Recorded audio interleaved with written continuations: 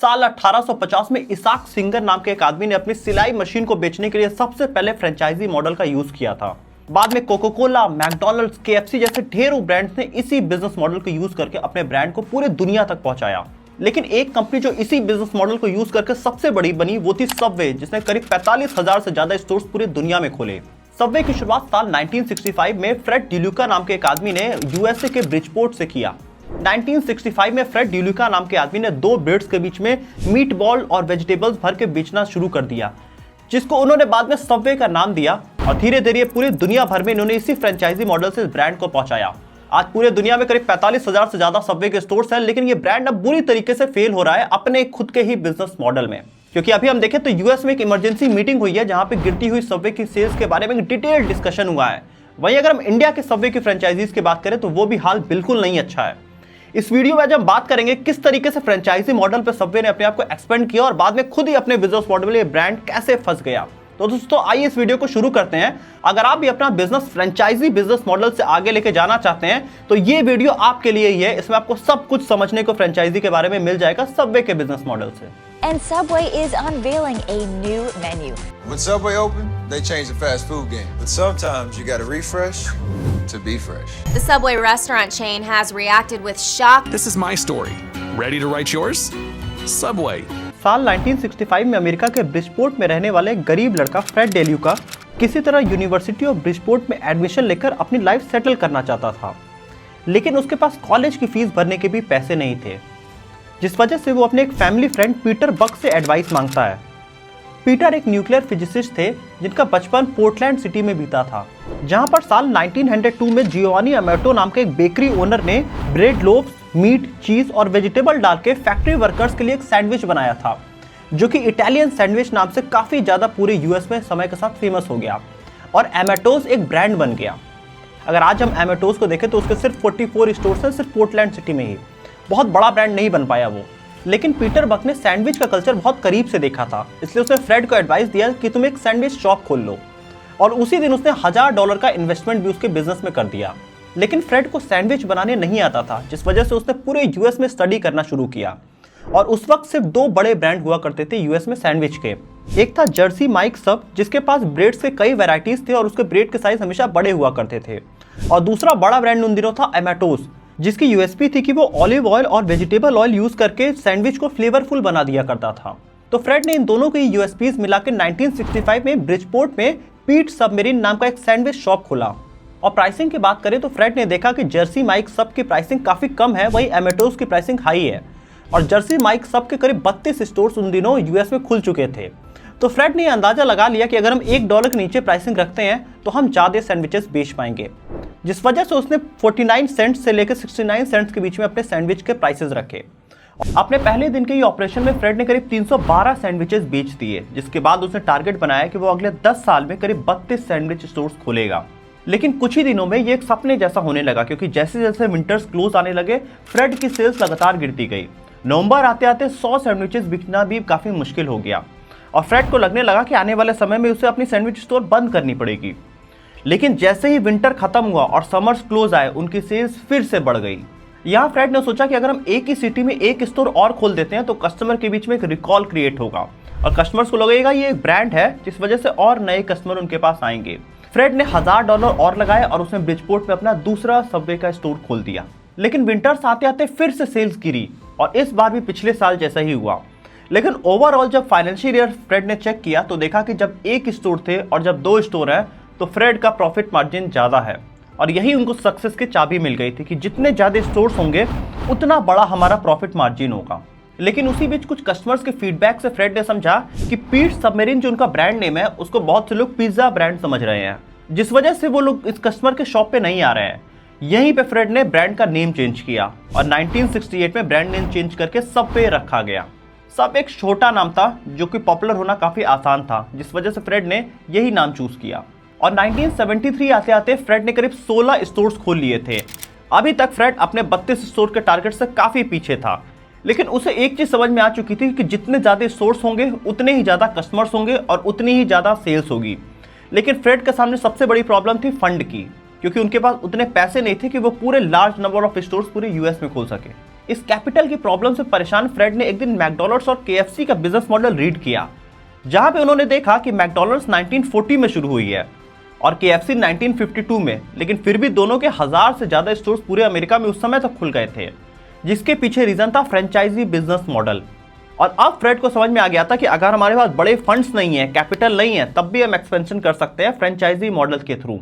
और फ्रेड ने 1974 में $1000 की सबवे की एक पहली फ्रेंचाइजी देना शुरू किया, जिसमें ब्रांड नेम, मैनेजमेंट सिस्टम और इनिशियल ट्रेनिंग फ्रेड ने अपने तरफ से दिया। इसके साथ ही उन्होंने 8% रॉयल्टी रेस्टोरेंट के सेल से भी चार्ज किया। अब यहाँ पे ज्वाइनिंग फीस उन्होंने $1000, जो कि उस समय के समय में काफी कम था, ये रखा, लेकिन उन्होंने रॉयल्टी फीस थोड़ी ज्यादा रखी थी। उन्होंने कस्टमर को एक इजी पाथ दिया, क्योंकि मैकडॉनल्ड्स और केएफसी का जितना भी फ्रेंचाइजी कॉस्ट होता था वो $10,000 के ऊपर था, लेकिन सबवे मिनिमम कॉस्ट में फ्रेंचाइजी लेके आया था और यहाँ पे एक्सपेंशन होना ही था। 1974 तक वो अपने 32 स्टोर के पूरे टारगेट तक तो नहीं पहुंच पाए, लेकिन 1978 आते आते उनके 200 स्टोर्स पूरे अमेरिका में खुल चुके थे। और ये नंबर यही नहीं रुका, 1994 तक 5000 से ज्यादा सबवे के रेस्टोरेंट्स पूरे अमेरिका और अमेरिका के बाहर खुल चुके थे।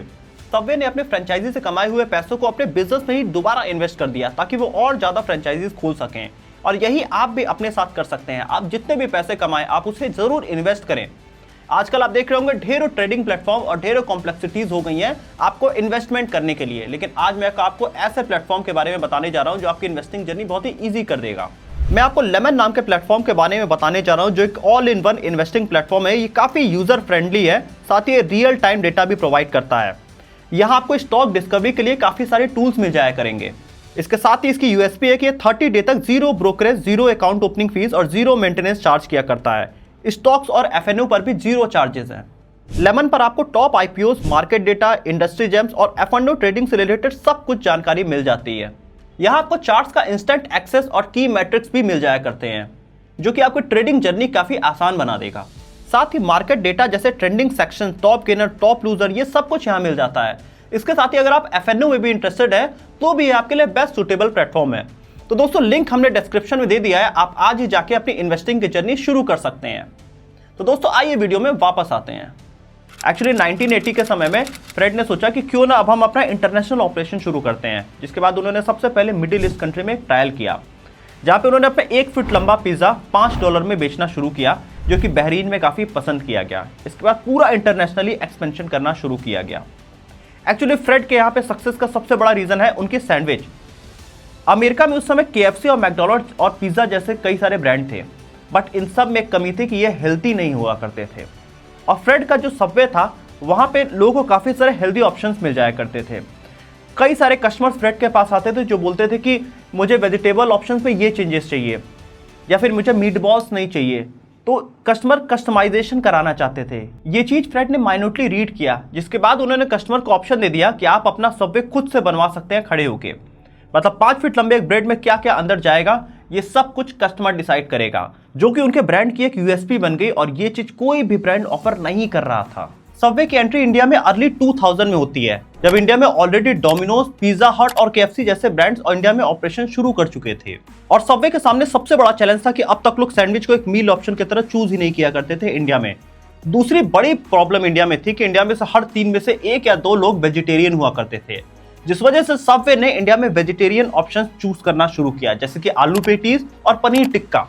ये इंडियंस के खासा पसंद होती है। और इंडियन नॉनवेज ऑप्शंस में उन्होंने चिकन टिक्का और चिकन सीख जैसे कई सारे ऑप्शंस रखे, ताकि इंडिया के लोकल फ्लेवर से वो जुड़ सके और इंडियन के लोकल लोग उस जाके सबवे में सैंडविचेस ट्राई कर सकें।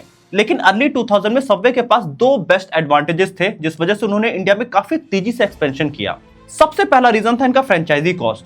जहां मैकडॉनल्ड्स, पिज्जा हट या डोमिनोज को देखें तो इनके फ्रेंचाइजी कॉस्ट काफी हाई हुआ करते हैं। वहीं सबवे का जो फ्रेंचाइजी कॉस्ट है वो बाकी ब्रांड से काफी लो है। ये रॉयल्टी 8% चार्ज किया करते हैं, बट इनका फ्रेंचाइजी कॉस्ट काफी लो होता है, जिस वजह से कोई भी सबवे की फ्रेंचाइजी इजीली खोल सकता है। और दूसरा सबवे के साथ सबसे बड़ा एडवांटेज था वो था जेरार्ड फोगल, जिसने सबवे को इंटरनेशनली सबसे बड़ा ब्रांड बना दिया।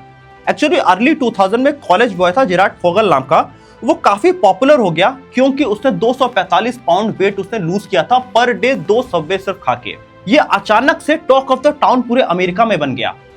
और रातों रात जो लोग ऑप्शंस ट्राई कर रहे थे कि कुछ हेल्दी मील ऑप्शंस उनको मिल सके, जैसे कि केएफसी में या फिर मैकडॉनल्ड्स में आप बर्गर खाते हैं, तो वो हेल्दी ऑप्शंस मील के नहीं होते हैं, बट 2000 के बाद अमेरिकन और पूरे दुनिया के लोग हेल्दी फूड ऑप्शंस की तरफ जाने लगे। और यहीं पे सबवे जब लोगों को वेट कम करने में मदद कर रहा था तो वो लोगों की पहली पसंद बनने लगा। रातों रात जेरार्ड फोगल काफी पॉपुलर हो गया और सबवे को यहाँ पे एक बड़ा एडवांटेज दिखा। उन्होंने साल 2000 से जेरार्ड फोगल को अपना ब्रांड एम्बेसडर बनाया, जो कि उनके 15 साल तक उनका एम्बेसडर बना रहा। सबवे अपनी ग्रोथ में काफी तेजी से आगे बढ़ रहा था, लेकिन साल 2008 में रिसेशन आता है, जहां पे लोगों की बाइंग कैपेसिटी अचानक से गिर गई। लोगों के पास खाने के भी पैसे बहुत कम बचे थे। यहाँ पे सबवे को एक और बड़ा ऑप्शन दिखा लोगों के सामने। उसने $5 का फुटलॉन्ग सैंडविच लॉन्च कर दिया मार्केट में। इसका मतलब यह है कि अगर आपकी अर्निंग काफी लो है रिसेशन के टाइम में, तो आप सबवे खा के अब जिंदा रह सकते हैं, जो कि मार्केट में अगेन बड़ा हिट बना। क्योंकि हम साल 2011 की अगर सेल देखें सबवे की, तो वो $11.5 बिलियन क्रॉस कर चुके थे। लेकिन सबवे का फॉल 2014 से दिखाई देना शुरू हो जाता है, जब उनके सेल्स में लगातार फॉल होना शुरू हुआ। और इसकी शुरुआत होती है जेराल्ड फोगल से, जो कि कभी उनके ब्रांड एम्बेसडर 15 सालों तक हुआ करते थे। और जेराल्ड को एक चाइल्ड पोर्नोग्राफी केस में उनको कन्विक्ट किया जाता है, जिसके बाद मार्केट में सबवे का भी नाम खराब होता है, क्योंकि वो एसोसिएटेड थे उसी ब्रांड से। और सबवे ने तुरंत उनको ब्रांड एम्बेसडर से हटा दिया। और सबवे ने जो अपनी यूएसपी बना के रखी थी एक हेल्दी फूड ऑप्शन की तरह, वो उसी दिन से खत्म हो गई। और रूट प्रॉब्लम था सबवे के बिजनेस मॉडल में ही, क्योंकि वो फ्रेंचाइजी बिजनेस मॉडल से अभी तक ग्रो किए थे। और अब वही फ्रेंचाइजी मॉडल इनके लिए सबसे बड़ा लॉस का सबब बन रहा था, क्योंकि फ्रेड ने ऑब्जर्व कर लिया था शुरुआत में ही कि वे एक फ्रेंचाइजी के थ्रू अपनी सेल्स लगातार बढ़ा सकते हैं। जितनी ज्यादा फ्रेंचाइजी होगी उतनी ज्यादा सबवे की सेल्स होगी। लेकिन ये सबवे के लिए तो अच्छा था, लेकिन उनके फ्रेंचाइजी पार्टनर के लिए कभी भी अच्छा नहीं रहा, क्योंकि सबवे ने एक ही लोकेशन पे मल्टीपल फ्रेंचाइजीज खोलना शुरू कर दिया। अब इससे सबवे की सेल तो बढ़ी, लेकिन उस एरिया में जितने फ्रेंचाइजी ओनर थे उन सब को पर्टिकुलर सेल नहीं मिल पाया, जिस वजह से वो प्रॉफिटेबिलिटी उनके लिए काफी मुश्किल हो गई। इसका पहला खामियाजा सबवे ने यूएस के मार्केट में देखा, क्योंकि साल 2015 तक उनके 27,000 से ज्यादा आउटलेट्स पूरे यूएस में थे। लेकिन जेराल्ड फोगल के केस के बाद यूएस में प्रॉफिटेबिलिटी किसी भी फ्रेंचाइजी को मेंटेन करना काफी मुश्किल हो गया था। वॉशिंगटन पोस्ट का आप अगर एक रिपोर्ट देखेंगे साल 2015 का, तो इसमें दिखाता है कि फ्रेंचाइजी पार्टनर से अपने सारे प्रॉब्लम शेयर किया गया है, क्योंकि वहां पे कंपनीज की तरफ से डिस्काउंटिंग का फोर्स किया जा रहा था और ओनर्स प्रॉफिट भी नहीं निकाल पा रहे थे, जिस वजह से अगले 6 साल में मतलब 2031 तक 650 से ज्यादा फ्रेंचाइजी यूएस में बंद हो गई। और ऐसा ही कुछ इंडिया में भी हुआ, क्योंकि जब सबवे इंडिया में आया था तो उन्होंने फ्रेंचाइजी कॉस्ट हमेशा से कम रखी है, ताकि ज्यादा से ज्यादा लोग उनके फ्रेंचाइजी खोल सके। अब इंडिया में आप देखेंगे सबसे ज्यादा फ्रेंचाइजी किसके पास है, तो वो आप देखेंगे गुजराती, इसके साथ पंजाबी, क्योंकि यही दोनों सेक्शन ज्यादा है जो इंडिया के बाहर यूएस और कनाडा के एरिया में रहा करता है, और उनको सबवे की वैल्यू वहां पे पता है। इसलिए ज्यादातर गुजराती और पंजाबीज ने इंडिया में सबसे ज्यादा सबवे के चेन्स होल्ड कर रखे हैं। और इंडिया में सबवे के फ्रेंचाइजी पार्टनर्स के सामने सबसे पहली प्रॉब्लम आती है कोविड के समय में, क्योंकि कोविड के समय में प्रॉफिटेबिलिटी तो बहुत दूर की बात, सेल्स ही नहीं आ रही थी और काफी टाइम तक शॉप्स बंद रहे, जिस वजह से हमने कई फ्रेंचाइजी पार्टनर से सबवे की बात किया तो उन्होंने बताया कि हमने कोविड के बाद शॉप्स बंद कर दिया था, क्योंकि वो लोग प्रॉफिटेबल बिल्कुल भी नहीं थे और सेल नहीं हो पा रही थी। कई ने बताया कि कंपनी के साइड से भी कोई मदद नहीं की गई थी। लेकिन असली चेंज सबवे में साल 2021 में आता है, जब एवरस्टोन नाम की कंपनी, जो कि सिंगापुर की कंपनी है, उसने सबवे की इंडिया की मास्टर फ्रेंचाइजी खरीद ली। ये वही डील थी जहां पे मुकेश अंबानी भी सबवे की इंडिया की फ्रेंचाइजी खरीदना चाहते थे, लेकिन वो कामयाब नहीं रहे। तो एवरस्टोन ने जैसे ही सबवे की फ्रेंचाइजी खरीदी, उसने पूरा बिजनेस मॉडल ही इंडिया में बदल दिया।